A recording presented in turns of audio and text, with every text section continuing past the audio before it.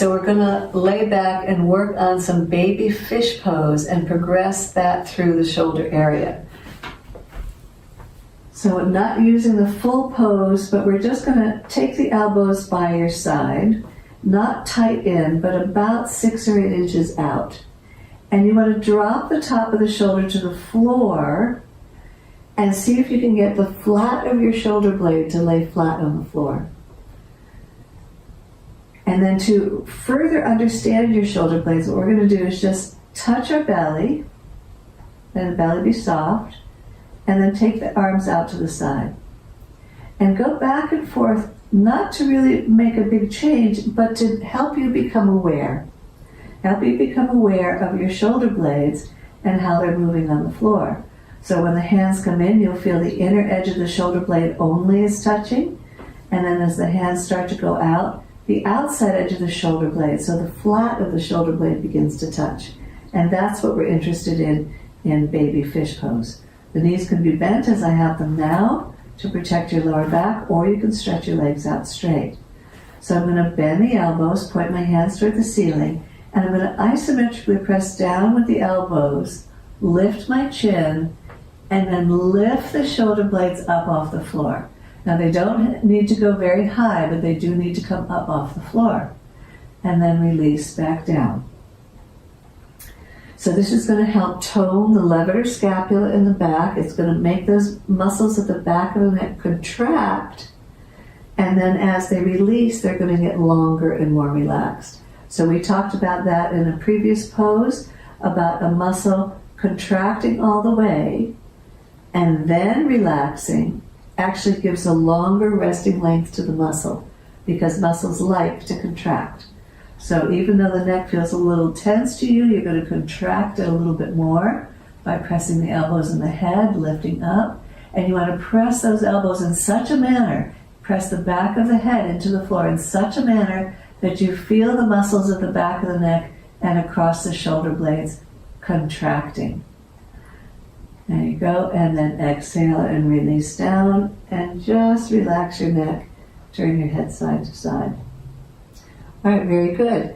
Now sometimes it's hard for people to grab that, and students will often do the pose like this, with their shoulders rolling forward, but we really want the top of the shoulder to drop back, and you want to feel it between your shoulder blades. So I'm going to take my arms out this time, further to the side. I'm going to start by bending the elbows, pressing the elbows, and lifting up into the pose.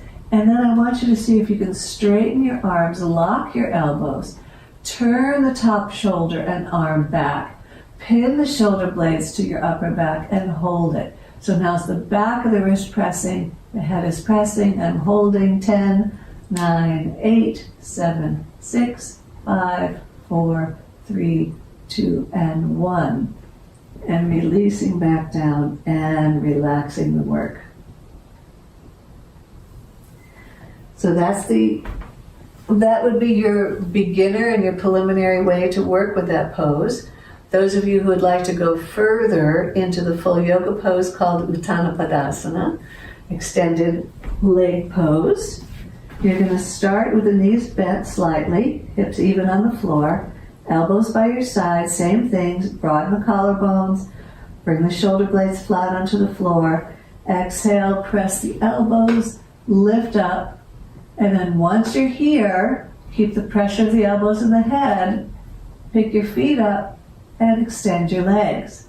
And hold the position, 10, 9, 8, 7, 6, 5, 4, 3, 2, and 1. And down you come, and rest. So when you do that pose that way, you're actually releasing the scalenes at the front of the neck because the back of the neck is contracting, and you're extending the psoas when you extend your legs and lift your chest, and asking the psoas to hold the weight of the legs. When we do that, it tends to pull the whole spine into this beautiful extension. So it really helps in some ways with people who have chronic low back pain, because the psoas has got to work to hold the bones in place. All right, so we do that one more time. I'm going to roll back. Bend my elbows, place my shoulder blades on the floor, lift my chin, puff my chest by pressing the elbows down and pinning the shoulder blades, stretching the legs up. And those who can hold the shoulder blades, keep them away from the ears as you go up. You extend the arms. Uttana Padasana. And down you come. A little bit of practice goes a long way. And as you strengthen those posterior muscles in the neck and shoulders, you're going to find yourself no longer slumping, but sitting taller and letting those shoulders drop back. Hopefully that gives you a sense of empowerment as you go forward. Thank you for watching. Namaste.